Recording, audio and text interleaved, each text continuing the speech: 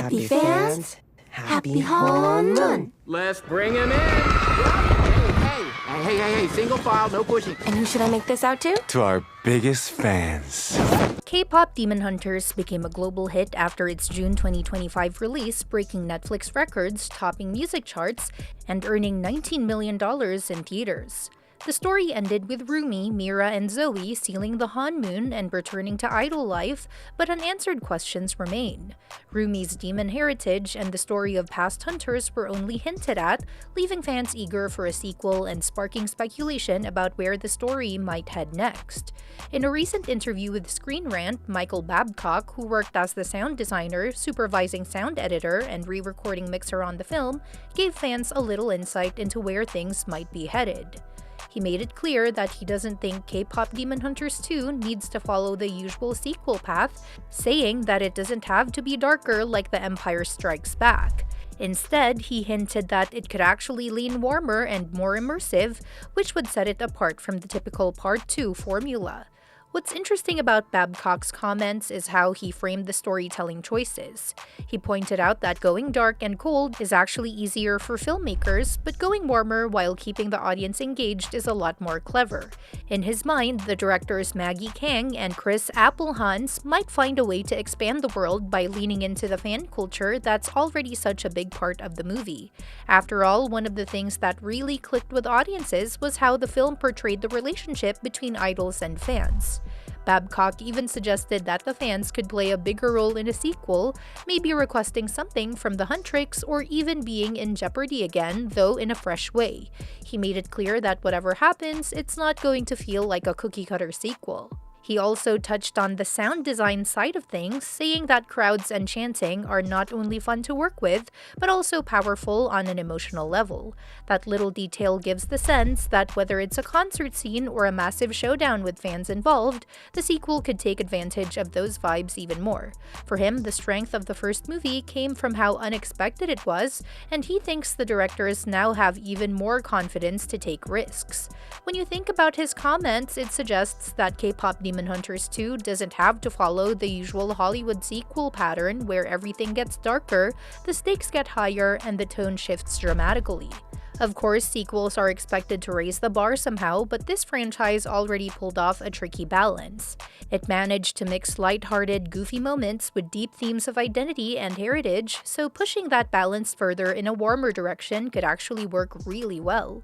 Fans naturally have been filling in the gaps with their own theories ever since the credits rolled. The end of the first film gave just enough mystery to spark debates online, and some of the most popular theories could easily form the backbone of a sequel. Because the lore of K-Pop Demon Hunters is both playful and surprisingly layered, it makes sense that people are connecting dots and imagining all kinds of wild directions for the story. One of the biggest theories centers around Celine, the former Sunlight Sisters member who acted as a mentor to the huntrix. She didn't get a lot of screen time, but her stern approach and mysterious ties to Rumi's family made her stand out. Some fans think she might have had more to do with Rumi's mother's death than the movie let on. The theory goes that maybe Celine killed her either because Rumi's mom was part demon or because they had a falling out. If true, that would explain why Celine raised Rumi with such rigid beliefs out of guilt rather than love. Exploring her backstory could totally change how we see Rumi's past, and it might even reshape her future.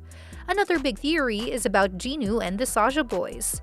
Fans were heartbroken when Jinu sacrificed himself, so they've latched onto the idea that he might not actually be gone. Because he told Rumi that his soul was hers and her sword transformed afterward, people believe his spirit might still be living inside that weapon. That detail about his animal companions sitting on a board that said "come back" only fueled the speculation.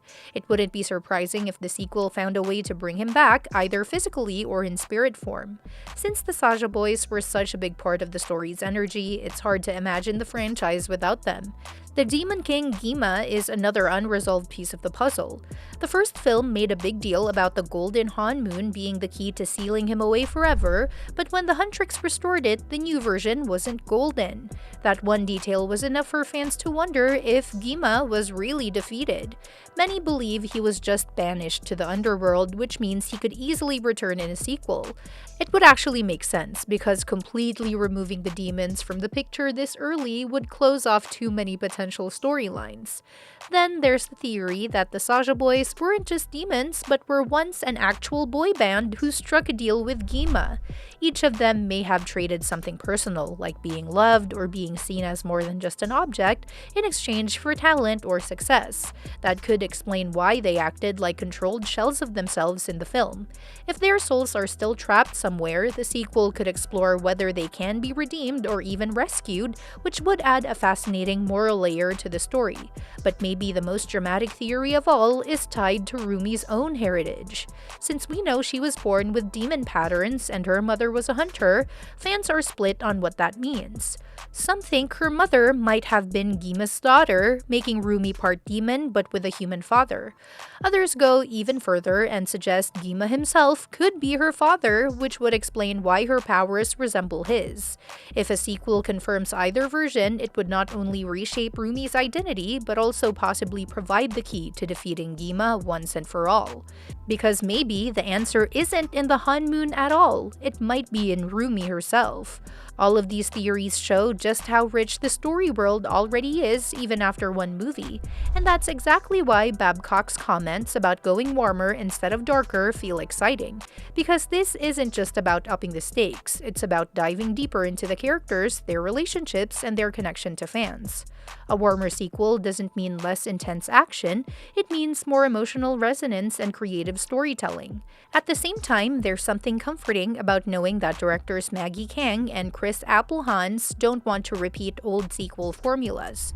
According to Babcock, they're not the kind of storytellers who paint by the numbers. They want to surprise audiences again, and considering how unique the first film turned out, it feels safe to say they'll pull it off. From a bigger perspective, K-pop Demon Hunters' success has already proven that animated films with bold concepts can become global sensations. It struck a chord not just with younger audiences, but also with older fans who grew up on classic Disney and anime storytelling. Because it combined music, culture, and action in such a natural way, it reminded people of how powerful simple storytelling can be when it's done with heart. That momentum alone makes it likely that the sequel will be just as impactful, if not more so. So what does this all mean for the future of the franchise? It means that the sequel isn't just a possibility, it feels inevitable. Netflix and Sony are already in talks, and the team behind the first film sound eager to return. The fan theories are swirling, the soundtrack potential is massive, and the directors have a track record of creating something fresh. Even though the first film ended with a sense of closure, the universe it created is too rich to leave behind. When all is said and done, K-pop Demon Hunters 2 has the chance to expand the world, deepen the lore, and keep surprising its audience. Whether it explores Celine's dark secrets, Jinu's possible return, the true nature of the Honmoon, or Rumi's parentage, there are plenty of directions it could take. And if it manages to stay playful while digging into those deeper themes, it could easily match or even surpass the original. Well, that's it for today. Let me know what you think in the comments below, and don't forget to subscribe because we'll be covering more updates on this soon and other exciting upcoming movies and series. See you next time!